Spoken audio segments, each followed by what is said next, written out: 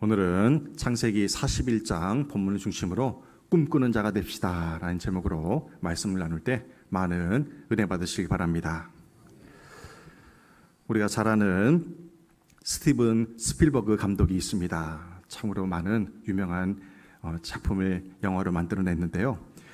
이 스티븐 스필버그 감독이 유대인이라는 이유 때문에 소외되고 외로운 어린 시절을 보냈다고 합니다. 어린 시절 그는 미국의 뉴저지주의 헤븐필드에서 살았는데요. 특히 크리스마스 때가 되면 참으로 외로웠다고 합니다. 유대인들은 검소하게 살았나 봐요. 그 스필버그 감독의 집이 굉장히 어둡고 또 작은 집에 살았대요. 근데 그에 비해서 다른 옆집에 있는 사람들을 보면 화려한 불빛에 또 화려한 장식에 여러 가지 그러한 모습을 보면서 비교의식하면서 그렇게 힘든 크리스마스를 보냈다고 합니다. 그의 아버지는 그랬대요. 아들아, 유대인임을 항상 자랑스럽게 여기며 살아라, 그렇게 가르쳤대요. 그런데도 남들과 비교할 때 그렇게 넉넉지 못한 삶을 살아가는 모습을 보면서 항상 의기소침한 그런 삶을 살았다고 합니다. 근데 이 스티븐 스필버그가 외로움을 이기기 위해서 어렸을 때 혼자 방에서 상상의 인물들을 그렇게 만들어냈다고 해요. 머릿속에서 외계인 같은 또 이상한 그런 모습으로 형태를 한 그런 인물들을 만들어내서 서로 이야기하고 벗하면서 그렇게 어린 시절을 견뎌냈다고 합니다. 그러고 나서 성장해가지고 감독으로 데뷔를 하는데요. 그 감독으로 데뷔하면서 만든 작품들에 어렸을 때 함께 꿈꿔왔던 꿈속에서 이야기를 했던 그런 인물들을 만들어냅니다. 그 대표적인 작품이 E.T.입니다. E.T. 이상하게 생겼잖아요. 배뿔로 가고 손가락으로 이렇게 하고 어렸을 때 자기랑 함께 놀던 그 모습 그대로 작품 속에 만들어냈다는 거예요. 그리고 또 유명한 쥐라기 공원, 인디아나 존스, 그리고 신들러 리스트, 유대인들의 이야기를 담은, 그리고 트랜스포머 같은 그러한 위대한 작품들이요, 모두가 어렸을 때 자기가 상상 속에 만들어냈던 그러한 인물들이라고 합니다. 어렸을 때 꾸었던 그 꿈이 영화라는 작품으로 실현이 된 것입니다. 우리는 모두가 꿈을 꾸며 살아갑니다. 아이들에게도 꿈이 뭐냐 물어보면요, 저마다의 꿈을 이야기합니다. 꿈이 있다는 것은 희망이 있다는 반증이 됩니다. 우리가 꾸는 꿈이 견몽이 되지 않으면 어떻게 해야 될까요? 견몽이 무엇입니까? 개꿈이죠. 개꿈이 되지 않으면 어떻게 할까요? 하나님이 주신 비전을 품고 살아야 됩니다. 그래야 우리가 죽을 때까지 평안히 살 수가 있습니다.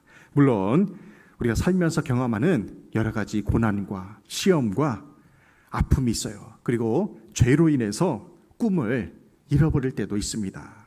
그럴 때 우리는 이런 생각을 하기도 해요.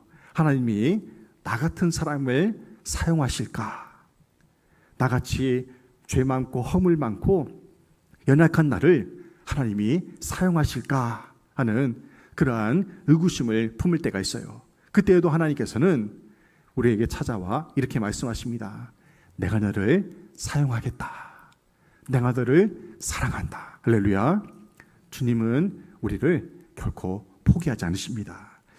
요셉의 아버지 야곱을 보십시오. 야곱이 77세 때에 장자의 축복권을 빼앗습니다. 이 장자의 축복권만 가지고 있으면 만사형통할 걸로 생각을 했어요. 하지만 그 후로 고난이 시작됩니다. 도망자 신세가 되어서요, 종살이를 해요. 그렇게 아무것도 할 수 없을 것 같은 그러한 시기에 야곱이 하나님께 이렇게 질문합니다. 하나님, 나 같은 사기꾼도, 나 같은 실패자도 사용하시겠습니까? 하나님은요, 그 실패자인 야곱을 찾아가셔서 이렇게 말씀하십니다. 야곱아, 내가 너를 있는 모습 그대로 사용하겠다. 할렐루야. 하나님은 우리의 형편이 어떠하든지 간에 우리의 있는 모습 그대로 사랑하시고 사용하십니다. 오늘 살아가는 우리에게도 주님이 찾아오셔서 말씀하십니다. 사랑하는 내 아들아, 사랑하는 내 딸아, 내가 너를 사용하겠다. 내가 너를 사랑한단다. 할렐루야. 하나님의 그 음성을 듣는 귀한 시간이 되기를 주님의 이름으로 축복합니다. 요엘서 2장 28절에 보면 우리가 잘 아는 말씀이 나옵니다. 꿈에 관한 말씀인데요, 함께 봉독하겠습니다. 그 후에 내가 내 영을 만민에게 부어주리니 너희 자녀들이 장래일을 말할 것이며 너희 늙은이는 꿈을 꾸며 너희 젊은이는 이상을 볼 것이며. 아멘. 요엘 선지자가 우리의 미래를 이렇게 예언합니다. 자녀들이 장래일을 말할 거래요. 늙은이는 꿈을 꾸며 젊은이는 이상, 환상을 볼 것을 예언하고 있습니다. 우리는 모두가 이 예언의 말씀을 하루하루 성취하며 살고 있습니다. 그런데 전제 조건이 있습니다. 이 하나님이 주신 꿈과 예언과 환상을 보려면 전제 조건이 있어요. 그것은 뭐냐면 하나님의 영이 임해야 됩니다. 하나님의 영이 임할 때, 성령이 임할 때 우리 또한 예언을 하고 환상과 꿈을 보게 될 것이라고 말씀하십니다. 오늘 예배드리는 청소년, 청년들은 나의 꿈과 비전이 아닌 하나님이 주시는 꿈과 비전을 발견하게 해달라고 기도하시길 바랍니다. 그리고 부모 세대인 여러분과 그리고 할머니, 할아버지들은 후손들을 위해서 기도할 때요, 좋은 직장, 잘 먹고 잘 살게 해주세요. 그런 것은 2차적인 일입니다. 우리의 후손들이 하나님이 주신 꿈과 비전을 발견하게 해달라고 간절히 기도하시길 바랍니다. 하나님의 영이 임해서 그 꿈과 비전을 발견하면요, 그 나머지는 하나님이 다 이루어 주시고 책임져 주십니다.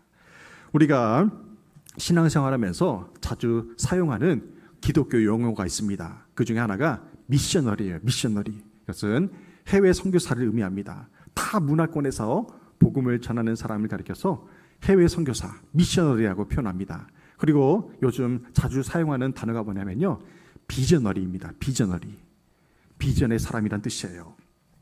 하나님이 주신 꿈을 가지고 살아가는 사람. 오늘 요셉의 빗대어 보면요, 하나님의 영에 감동된 사람을 가리켜서 비저너리, 비전의 사람이라고 그렇게 표현을 합니다. 비전을 가진 것을 거창하게 생각할 필요가 없습니다. 여러분은 모두가 비전의 사람이에요. 비저너리로 살아가고 있습니다. 80이 넘어서도 성가대에 앉아있는 분이 계세요. 이런 분이 비저너리로서의 삶을 살아가는 거예요. 하나님이 나에게 주신 찬양하는 그 은사를 하나님이 부르시는 그날까지 사용하며 사는 것, 그것이 바로 비전의 사람인 것입니다. 하나님이 여러분 각자에게 주신 그 사명이 있어요. 그 사명을 하루하루 한 주 한 주 이루며 그 자리에 서 있는 것만으로도 우리는 비전을 성취하며 비전의 사람으로 살고 있는 증거가 됩니다. 성경에서 비저너리로서 하나님이 주신 꿈을 가지고 살아간 대표적인 성경 인물이 바로 요셉입니다.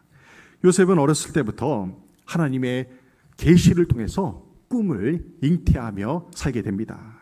그리고 그 꿈을 통해서 장차 자신의 앞날이 어떻게 될 것인가를 알고 있었어요. 요셉이 구덩이에 던져지고 노예가 되고 죄수가 되어도 하루하루 성실하게 살아갈 수 있었던 원동력이 무엇입니까? 하나님이 주신 비전을 품고 살았기 때문입니다. 이 시간에는 비저너리 인생을 살았던 요셉의 생애를 통해서 오늘 우리가 꿈과 비전을 이루기 위해서 어떻게 살아야 되는지를 살펴보면서 은혜를 나누고자 합니다. 첫째로, 비전의 사람은요, 사실을 증거해야 됩니다. 사실만을 증거해야 돼요. 우리의 인생에는 빛과 그림자가 있어요. 밝은 면이 있으면 어두운 면이 있습니다. 좋은 일이 있으면 기억하기 싫은 일도 분명히 있다는 것이죠. 그런데 대부분의 사람들은요, 자기 PR만 합니다. 자기 PR이 뭡니까? 피할 것은 피하고 알릴 것만 알리는 거예요. 나의 단점은 가리고요. 철저히 숨겨두고 장점만을, 좋은 점만을 알리는 것입니다. 이것은 결코 좋은 모습이 아닙니다. 우리 믿음의 사람들은 인생의 좋은 면뿐만 아니라 어두운 그림자에 대해서도 말할 수 있어야 됩니다. 그것을 가르쳐 우리는 간증이라고 해요. 간증. 여러분들이 어떤 간증을 들을 때 은혜를 받습니까? 인생의 고난을 하나님의 은혜로 이겨냈을 때, 극복했을 때 우리는 그들의 간증을 통해서 은혜를 체험하게 되는 것입니다. 창세기 40장에 보면 요셉이 감옥에 갇혀 있을 때 두 명의 장관을 만납니다. 술 맡은 관원장과 떡 맡은 관원장을 만나요. 요약하면 술장관, 떡장관을 만나게 됩니다. 우리나라 사람들이 생각할 때에는 뭐 술장관, 떡장관이 뭐 대수냐, 종에 불과하지 않냐, 그렇게 대수롭지 않게 생각할 수도 있습니다. 하지만요, 고대의 왕이나 독재자들은 암살당할 것을 항상 두려워하며 살았다고 합니다. 전 세계를 호령했던 나폴레옹조차도요, 자신의 매일같이 이발해주는, 면도해주는 그 이발사를 가장 두려워했어요. 왜요? 항상 목에 칼을 대고 있잖아요. 두려움이 있다는 것입니다. 고대의 왕들은요, 음식으로 암살을 당할까봐 이렇게 가장 가까운 곳에 술장관과 떡장관을 두었던 것입니다. 어느 날 이 두 장관이 감옥에 와요. 근데 그들이 무슨 죄를 저질러 가지고 감옥에 왔는지는 알 수가 없습니다. 그런데 그들이 꿈을 꿔요. 서로 다른 꿈을 꿉니다. 한 사람은 부정적인 꿈을 꾸고 한 사람은 긍정적인 꿈을 꿉니다. 그런데 이것을 해석할 수가 없어서 요셉이 그 꿈을 해몽해 주게 된 거예요. 그러면서 요셉이요, 그들에게 한 가지 부탁을 합니다. 그 부탁이 뭐냐면요, 당신들의 꿈을 내가 해석해줘서 당신들이 앞으로 잘 되게 되면 나를 기억해달라고, 내가 감옥에 있는 요셉을 기억해달라고, 그래서 이곳에서 나를 꺼내달라고 그렇게 한 가지 부탁을 합니다. 그런데요, 요셉이 이 술장관과 떡장관의 꿈을 해몽하다 보니까요, 한 사람의 꿈은 굉장히 긍정적이에요. 근데 한 사람의 꿈이 비관적입니다. 그렇다면 여러분 같으면 어떻게 하겠습니까? 이들이 비록 감옥에 갇혀 있긴 하지만요, 술장관과 떡장관은 엄청난 권력을 가진 사람이에요. 왕의, 애굽 왕 바로 왕의 가장 가까이에서 음식을 선별하기도 하지만요, 왕의 말벗이 되어서 국정을 논의할 정도로 가까운 사람들이었다는 것입니다. 우리나라로 치면 대통령 비서실장이에요. 비서실장. 대통령 가장 가까이에 있는 측근이 바로 이 술장관과 떡장관이었던 것입니다. 이들에게 좋은 면을 말해주는 것은 쉬운 일입니다. 하지만 죽게 될 것을 말하는 것은 굉장히 힘든 일이죠. 그 잘못 얘기에다가 요셉이 죽을 수도 있는 그런 상황이었던 것입니다. 술장관은 그 미래가 밝아요. 앞으로 사흘 안에 여기서 빠져나가서 다시 복직을 할 것이라는 그러한 꿈을 해몽해 줍니다. 그런데 이 떡장관이 문제예요. 떡장관에 대해서 해몽한 것을 요셉이 이렇게 말합니다. 창세기 40장 18절 19절입니다. 요셉이 대답하여 이르되 그 해석은 이러하니 새 광주리는 사흘이라 지금부터 사흘 안에 바로가 당신의 머리를 들고 당신을 나무에 달리니 새들이 당신의 고기를 뜯어 먹으리이다. 아멘. 비참하죠? 비참해요.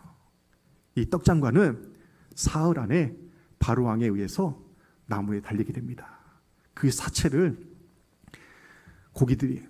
새들이 뜯어먹는 그러한 꿈을 해몽해줘요. 근데 이것을 요셉이 어떻게 했어요? 있는 그대로, 사실 그대로 얘기를 해줬다는 것입니다. 요셉은요, 예언자로서의 사명을 지금 감당하고 있는 거예요. 예언자는 어떤 사람이냐면요, 앞날을 예고하는 사람이 아닙니다. 막길래자예요. 막길래자. 말씀을 맡은 자로서 말씀을 사실 그대로 전하는 자가 예언자입니다. 구약의 선지자들을 보십시오. 때로는 구원의 메시지를 선포하다가요, 하나님의 영이 임하면 때로는 심판의 메시지도 선포해야 했습니다. 오늘날 우리 그리스도인들은 복음을 전하는 예언자의 사명을 감당하고 있는 것입니다. 복음에는 빛과 그림자가 있습니다. 예수 믿으면 천국에 가요. 하지만 예수를 믿지 않으면 지옥에 가게 된다는 것입니다. 이것을 명확하게 우리가 증거할 줄 알아야 한다는 것이죠. 예수 믿으면 누릴 수 있는 긍정적인 축복들이 얼마나 많이 있습니까? 구원의 축복, 영생의 축복, 또한 평안의 기쁨 등. 하지만 예수를 믿지 않으면 하나님의 진노의 심판을 피할 수 없다는 그 메시지도 우리는 분명히 증거해야 됩니다. 우리의 자녀들과 후손들에게도 사실을 있는 그대로 말해야 돼요. 잘하면 잘한다고, 못하면 못한다고 말해줄 수 있어야 됩니다. 자식에게 좋은 소리만 하고 잘못했을 때 매를 들지 않으면 잠언서에서는 어떻게 된다고 합니까? 매를 아끼면 자식이 망한다고 했어요. 최근에 대통령 의전 비서관의 딸이, 초등학교 3학년 딸이 초등학교 2학년 후배를 폭행을 했어요. 그래서 전치 9주에 상해를 입었습니다. 그런데도 아버지 백으로 그 아이는 전학조차 가지 않았어요. 징계를 받지 않았습니다. 그 후로 두세 차례 그 아이가 또 그런 폭행을 했다고 그래요. 그 결과 어떻게 됐습니까? 아버지가 딸을 그 잘못을 숨겨주고 감춰주는 바람에 그 딸은 어떻게 됐어요? 더 나쁜 행동을 계속할 수밖에 없었다는 것이죠. 그 결과 무엇입니까? 딸뿐만 아니라 그 부모까지도 나락으로 떨어지는 그 결과를 낳았다는 것입니다. 자녀 교육에 있어서는요, 그래서 균형이 필요합니다. 칭찬과 책망이 균형을 이룰 때 자녀가 바르게 성장할 수 있는 것입니다. 사도 바울이 데살로니가 교회 성도들을 어떻게 양육을 했습니까? 데살로니가전서 2장 7절에서 이렇게 말씀해요. 너희 가운데서 유순한 자가 되어 유모가 자기 자녀를 기름과 같이 하였으니, 11절 우리가 너희 각 사람에게 아버지가 자기 자녀에게 하듯 권면하고 위로하고 경계하노니. 아멘. 사도 바울은요, 성도들을 때로는 유모처럼 따뜻하게 양육을 했습니다. 그리고 때로는 아버지처럼 엄하게 책망하며 양육을 했어요. 이따금씩 목사의 책망도 들을 줄 알아야 됩니다. 그래야 영육 간에 균형 있는 신앙생활을 할 수가 있어요. 요한계시록 2장과 3장에 보면 소아시아 7교회를 향한 하나님의 메시지가 담겨져 있습니다. 하나님께서 사도 요한을 통해서 7교회를 통해서 향해서 메시지를 전할 때 칭찬과 책망을 함께 전했다는 것입니다. 칭찬만 받은 교회는 한 교회밖에 없어요. 나머지는요, 칭찬과 책망을 함께 받았다는 것입니다. 왜요? 칭찬할 부분은 칭찬하고 잘못된 부분들은 고쳐서 더욱더 아름다운 교회로 성장을 하는 것입니다. 우리는 하나님의 말씀을 맡은 예언자로서 불신자에게 복음을 가감없이 증거해야 돼요. 우리가 받은 은혜만 증거할 것이 아니라 예수 믿으면 천국 가고 예수 믿지 않으면 지옥에 간다는 사실을 우리는 분명히 증거해야 됩니다. 어떤 분들은 그래요. 사람들을 전도하면서 간증을 하는데 자기 자랑만 막 늘어놓습니다. 내가 예수 믿고 이런 축복받았다, 이런 축복받았다. 좋은 일이죠. 복받은 거 좋은 일이잖아요. 그런데요, 불신자들이 그 얘기를 들으면 어떤 생각인지 아세요? 그래, 너 잘났다. 너 잘났다 그래요. 어떤 때에 사람이 감동을 받습니까? 우리가 힘들고 어려운 부분들을 신앙으로, 믿음으로 이겨낸 이야기를 할 때 상대방도 감동을 받고요, 나도 다시 새로운 도전을 받게 되는 것입니다. 우리가 주님을 인격적으로 만난 후에 가장 크게 느끼는 감정이 무엇입니까? 예수를 믿으면 복 받는다는 것이 아니잖아요. 죄와 허물로 지옥에 갈 수밖에 없었던 나의 영혼이 하나님의 은혜로 천국에 갈 수 있다는 그 사실에 우리는 감격하게 됩니다. 하나님의 말씀을 맡은 자로서 인생의 빛과 그림자, 칭찬과 책망, 그리고 천국과 지옥을 분명히 증거하는 저희는 되시기를 주님의 이름으로 축원합니다. 두 번째로, 비전을 가진 사람은요, 고난을 낭비로 여기지 않습니다. 고난을 낭비로 여기지 않아요. 창세기 40장 21절로 23절에서 이렇게 말씀합니다. 바로의 술 맡은 관원장은 전직을 회복하며 그가 잔을 바로의 손에 받들어 드렸고, 떡 굽는 관원장은 매달리니 요셉이 그들에게 해석함과 같이 되었으나 술 맡은 관원장이 요셉을 기억하지 못하고 그를 잊었더라. 아멘. 우리가 살다 보면 어두운 터널을 지날 때가 있습니다. 고난의 시기가 있어요. 끝이 안 보여요. 빛이 안 보일 때가 있습니다. 사업으로 인해서, 직장의 문제로, 관계의 어려움으로, 또한 가족의 문제로, 건강의 문제로 끝이 안 보이는 어둠의 터널을 지날 때가 있어요. 그런데요, 비전이 있는 사람은요, 그 어두운 터널을 지나면서도 하나님이 예비하신 광명의 빛을 바라보며 한 걸음 한 걸음 힘있게 나아간다는 것입니다. 요셉이 두 장관의 꿈을 해석해 주면서 부탁한 것이 있었잖아요. 당신들이 이곳에서 나가서 잘 되면 나를 기억해 주라. 그리고 나를 이곳에서 꺼내달라고 분명히 부탁을 했었어요. 그런데 떡장관은 죽었어요. 술장관은 요셉의 꿈대로 사흘 만에 복직이 돼가지고 다시 바로왕 앞에 나아가게 됩니다. 그런데요, 이 술장관이 요셉을 잊어버렸어요. 까맣게 잊어버렸어요. 그렇게 부탁을 했는데 요셉을 잊어버린 것입니다. 요셉은 이렇게 술장관에게 잊혀진 사람이 되어버렸습니다. 사람은 잊혀지는 것을 두려워합니다. 특히 한국 사람들은요, 잊혀지는 것을 두려워해가지고 자신의 이름을 어떻게든지 남기려고 해요. 이 외국 여행을 하다 보면 꼴불견이 있습니다. 유적지에 낙서를 하는 사람들이 있어요. 상식 이하의 행동을 하는 사람들이 있습니다. 스위스에 융프라우의 맨 꼭대기 기념 탑이 있대요. 거기에다가요, 우리 한국 사람이 해서는 안 될 일을 했대요. 거기에다가 뭐라고 적어놨냐면 한글로 왔노라 보았노라 가노라 김땡땡, 한글로 그렇게 자기의 이름을 새겨놓은 거예요. 얼마나 창피한 일입니까? 이름과 흔적을 남기려는 인간의 그런 모습을 볼 수가 있어요. 요셉은요, 무려 2년 동안이나 잊혀진 존재로 살아야 했습니다. 감옥 생활을 계속했어요. 근데 놀라운 사실은 뭐냐면요, 요셉이 잊혀진 존재가 되었음에도 불구하고 단 한 번도 성경에 원망하고 불평했다는 내용이 한마디도 없다는 거예요. 보통 사람 같으면 어떻게 했어요? 내가 말이야 술장관의 꿈을 해몽해줬는데 그가 나를 잊어버렸어. 어떻게 이럴 수 있냐며 한탄할 거예요. 하지만 요셉은 어떻습니까? 억울하게 감옥 생활을 계속 해나가면서도요, 2년 동안 잊혀진 존재가 되었으면서도 불구하고 한 번도 하나님을 원망하거나 불평하지 않았다는 것입니다. 이것을 하나님의 섭리로 받아들인 거예요. 요셉은 감옥에서 잊혀진 채 어둠의 시간을 보냈지만 그곳에서 하나님의 사람으로 계속해서 연단받고 있었던 것입니다.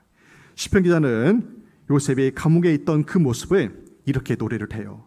시편 105편 17절로 19절입니다. 그가 한 사람을 앞서 보내셨으며 요셉이 종으로 팔렸도다. 그의 발은 착고에 차고 그의 몸은 쇠사슬에 매였으니 곧 여호와의 말씀이 응할 때까지라. 그의 말씀이 그를 단련하였도다. 아멘. 시편 기자가요, 요셉의 삶을 묵상하면서 이런 아름다운 시를 적었는데 요셉의 모습을 어떻게 묘사하고 있습니까? 손발이 착고에 묶인 채 그렇게 감옥 생활을 하고 있는데도 불구하고 어떻게 표현을 해요? 그의 말씀이 그를 단련하였도다. 하나님의 말씀이 찰 때까지, 하나님이 역사하실 때까지요, 그를 그 감옥에서 연단하고 단련하는 그러한 시간이었다고 고백하고 있는 거예요. 2년 후에 그의 삶이 준비되었을 때 하나님은 그를 다시 끄집어내십니다. 요셉은요, 결코 잊혀진 존재가 아니었어요. 스스로는 잊혀졌다고 생각할 수도 있겠지만 하나님의 때가 되었을 때 그는 다시 그를 기억나게 하십니다. 영국의 한 젊은 전도자가 복음을 전합니다. 예수 그리스도를 영접하고요, 그 뜨거운 가슴을 식힐 수가 없어가지고 만나는 사람들마다 복음을 전했어요. 그런데요, 그 당시 영국 교회는 제도화된 그러한 국교회였어요. 제도화된 국교회. 그것은 뭐냐면 영국 교회가 인정한 그 교회만이 복음을 전할 수가 있었어요. 아무나 사람들에게 말씀을 전할 수가 없는 그러한 시대였던 것입니다. 근데 이 사람이 보니까요, 사람들을 너무도 전도를 안 하니까 자기가 너무도 견딜 수가 없어가지고 만나는 사람마다 닥치는 대로 막 전도를 했어요. 그러다가 결국 감옥에 갑니다. 감옥에서 고난의 세월을 보내요. 그런데 이 감옥에서도 그는 하나님께 기도하고 또 기도합니다. 근데 기도하는 중에요, 하나님이 그에게 비전을 보여주세요. 앞날을 보여주십니다. 장차 이 감옥에 나가게 될 것이고 천국에 가기까지의 그 과정들을 하나님께서 자세하게 보여줘요. 그러면서 그가 한 영혼이 예수 믿고 구원받아 천국에 이르는 그 과정을 책으로 집필합니다. 그게 우리가 너무도 잘 아는 존 버년이 쓴 철로역정입니다. 철로역정이 이렇게 탄생을 하게 된 거예요. 존 버년이 감옥에서의 그 어두운 암흑의 시간을 보내지 않았다면 이러한 책을 기록하지 못했을 것입니다. 어둠은 결코 잊혀짐의 시간이 아닙니다. 고난의 시간에도 비전을 잃지 않는 자는 마침내 하나님의 놀라운 도구로 쓰임받는다는 사실을 믿으시기 바랍니다. 세 번째로, 비전의 사람은요, 인생을 통으로 보며 삽니다. 인생을 통으로 봐야 돼요. 인생을 순간순간 단면으로 끊어서 보는 사람이 있어요. 지금 내가 아파요. 그 아픔만 묵상하면 어떻습니까? 괴롭죠. 근데 지금 문제만 묵상하면 어떻습니까? 괴로워요. 우울증 걸리고요, 밥맛도 없고 잠도 안 와요. 하지만 하나님께서 주신 비전을 품은 사람은요, 그 단면만 보는 것이 아니라 앞으로 하나님께서 나를 통해 이루실 그 비전을 바라봅니다. 그래서 그 고난도요, 넉넉히 이겨낼 수 있다는 거예요. 감옥에 갇혀있던 요셉이 원망할 일들이 얼마나 많이 있었습니까? 형들을 얼마나 원망했겠어요. 형들이 나를 구덩이에 던져서 노예로 팔아서 내가 지금 이 고생을 하고 있다. 형들을 원망할 만하잖아요. 보디발 집에서 얼마나 요셉이 성실히 일했습니까? 그런데도 그 아내의 모함으로 말미암아 감옥에 가게 되잖아요. 보디발 장군과 그의 아내를 원망할 만했어요. 그런데도 요셉은 어떻습니까? 원망하지 않았어요. 노예로 팔려가서도, 감옥에서도 하루하루 성실히 일했습니다. 그 원동력이 무엇입니까? 하나님이 주신 비전을 품고 살았기 때문에 그 안에서도 원망하지 않고 하루하루 성실히 살아갈 수가 있었던 것입니다. 드디어 복수의 기회가 왔어요. 요셉이 드디어 술장관의 기억이 나게 해가지고요, 바로왕 앞에 서게 된 것입니다. 바로왕이 꿈을 꾸었는데 그 꿈을 해석할 사람이 없어요. 그때 술장관이 요셉을 기억해낸 것입니다. 드디어 요셉이 바로왕 앞에 서요. 여러분들, 왕 앞에 서면 청탁을 하잖아요. 내가 이것을 해줄 테니까 왕 제발 이 문제 좀 해결해 주십시오. 요셉이 전 세계 최고의 지도자인 바로왕 앞에 서서 꿈을 해석해 주는 그 찰나에 요셉은 이런 청탁을 할 수 있었을 것 같아요. 나를 괴롭혔던 형들을 좀 혼내주십시오. 나를 괴롭혔던 그 보디발 장군과 그 아내를 좀 혼내주십시오. 그렇게 복수를 할 기회가 있었잖아요. 근데 요셉은 그러지 않았다는 거예요. 요셉은요, 하나님이 주신 비전대로 한 걸음 한 걸음 나아갑니다. 바로 앞에 선 요셉이 가장 먼저 한 일이 있어요. 그것은 뭐냐면요, 자신이 믿는 하나님을 증거하는 일이었습니다. 창세기 40장 16절에서 이렇게 말씀합니다. 요셉이 바로에게 대답하여 이르되 내가 아니라 하나님께서 바로에게 편안한 대답을 하시리이다. 아멘. 그때 당시 애굽이 믿는 신이 태양신이었어요. 태양신. 그리고 바로 그 왕이 곧 신이었습니다. 태양신과 바로 왕을 섬겨야 될 그 나라에 누구를 지금 증거하고 있는 거예요? 하나님을 증거하고 있는 거예요. 어떻게 이럴 수 있습니까? 지금 요셉은요, 목숨 걸고 하나님을 증거하고 있는 거예요. 바로 왕, 당신의 꿈을 내가 해석하는 것이 아니라 하나님이 하십니다. 할렐루야. 이것이 우리 믿음의 사람들의 증거가 되어야 됩니다. 요셉은 이어서 하나님의 능력을 힘입어서 이집트라는 국가의 미래에 대해서 바로왕에게 창조적인 제안을 해요. 이제 바로왕의 꿈을 해몽을 합니다. 그 꿈 내용이 그랬잖아요. 이집트의 미래를 생각하면서 풍년의 때에 7년 풍년 때에 곡식을 쌓아두십시오. 그리고 7년 흉년이 있을 때 그 곡식을 어려운 사람들에게 나눠주십시오. 그 꿈을 해몽을 해줍니다. 요셉은요, 자기를 아프게 했던 사람들에 대한 복수가 아니라 오로지 하나님의 비전에 초점을 맞춰서 지금 살고 있는 것입니다. 요셉은 이렇게 자신의 과거사에 매몰되어서 복수할 궁리만 하지 않았다는 거예요. 오늘날 전 세계를 보십시오. 이스라엘과 팔레스타인이 왜 전쟁을 합니까? 과거사에 얽히고 설켜서요, 알 수 해결되지 않는 문제가 있어서 끊임없이 전쟁을 하는 거예요. 예수님이 오셔야만 그것이 풀릴지도 몰라요. 우리가 우리의 아픈 과거에만 매몰되어 있으면요, 전진할 수가 없습니다. 나아갈 수가 없어요. 풀어야 돼요. 요셉과 같이 아픔을 미래의 비전으로 승화시킬 수 있는 은혜가 우리에게 필요하다는 것입니다. 요셉이 자신의 억울함을 하나님께 맡기고 미래의 비전에 집중하자 하나님이 요셉의 억울함을 풀어주셨습니다. 할렐루야. 하나님께 맡길 때 풀어주세요. 요셉의 이러한 모습은요, 예수님의 모습이기도 합니다. 베드로전서 2장 22절 23절에서 이렇게 말씀해요. 그는 죄를 범하지 아니하시고 그 입에 거짓도 없으시며 욕을 당하시되 맞대어 욕하지 아니하시고 고난을 당하시되 유업하지 아니하시고 오직 공의로 심판하시니 이에게 부탁하시며. 아멘. 예수님은요, 죄도 없고 거짓도 없으신 분이에요. 그런데 예수님이 욕을 당하시고 고난을 당하셨습니다. 얼마나 원통한 일입니까? 하나님의 아들이시기 때문에 신적인 권위로 예수님을 아프게 한 사람들을 한 번에 쓸어버릴 수도 있었어요. 근데 주님이 어떻게 했습니까? 오직 공의로 심판하시는 하나님께 맡겼다는 것입니다. 이것이 우리가 본받아야 될 모습이라는 거예요. 원수 갚는 것은 나에게 있지 않아요. 원수 갚는 것은 하나님께 있다고 했습니다. 여러분의 원통함을 하나님께 맡기시기 바랍니다. 우리는 맡기고요, 우리에게 주어진 하루를 성실히 살아내면 됩니다. 그러면요, 하나님의 때에 하나님의 방법으로 다 해결해 주십니다. 하나님께 온전히 맡기시길 바랍니다.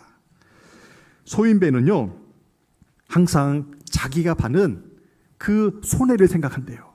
소인배예요. 또 소인배는요, 자신의 이익에만 관심을 갖습니다. 하지만 요셉은요, 큰 비전에 집중한 큰 사람이었다는 것입니다. 요셉의 이러한 모습을 보고 바로왕이 이렇게 평가를 합니다. 창세기 41장 38절 말씀 함께 봉독합니다. 바로가 그의 신하들에게 이르되 이와 같이 하나님의 영에 감동된 사람을 우리가 어찌 찾을 수 있으리요. 아멘. 정말로 감동적인 고백을 해요. 한 나라의 왕이요, 요셉에게 이런 평가를 하는 거예요. 하나님의 영에 감동된 사람, 하나님의 영에 감동된 사람으로 그렇게 평가를 합니다. 우리가 예수 믿으면서 불신자들에게 받을 수 있는 최고의 찬사가 무엇일까요? 저 사람은 진짜다. 저 사람은 진짜 예수쟁이다. 그 말을 들으면요, 여러분은 신앙생활 잘하고 계시는 것입니다. 요즘 세상 사람들이요, 예수쟁이라는 말을 안 해요. 왜 그럴까요? 구별됨이 없어요. 다 똑같이 살아가요. 너무나 안타까운 모습입니다. 옛날 어르신들은 극성맞게 신앙생활 했잖아요. 그렇게 극성맞게 신앙생활을 했기 때문에 예수쟁이라는, 다른 사람과는 다르다는 그러한 평가를 들었던 것입니다. 요셉이 지금 그래요. 하나님의 영에 감동된 사람으로, 이 사람은 진짜다, 진짜 하나님을 믿는 사람이다, 그렇게 인정을 받고 있는 것입니다. 비전을 품고 비전을 실천하며 살아가시기 바랍니다. 그때 세상 사람들이, 하나님이 우리를 이렇게 평가합니다. 하나님의 영에 감동된 사람이라. 할렐루야. 하나님의 꿈이 저와 여러분의 비전이 되길 소망합니다. 예수님의 성품이 저와 여러분의 인격이 되길 간절히 소망합니다. 성령님의 권능이 우리의 능력이 되기를 간절히 소망합니다. 그렇게 살아가기를 주님의 이름으로 축복합니다. 아멘.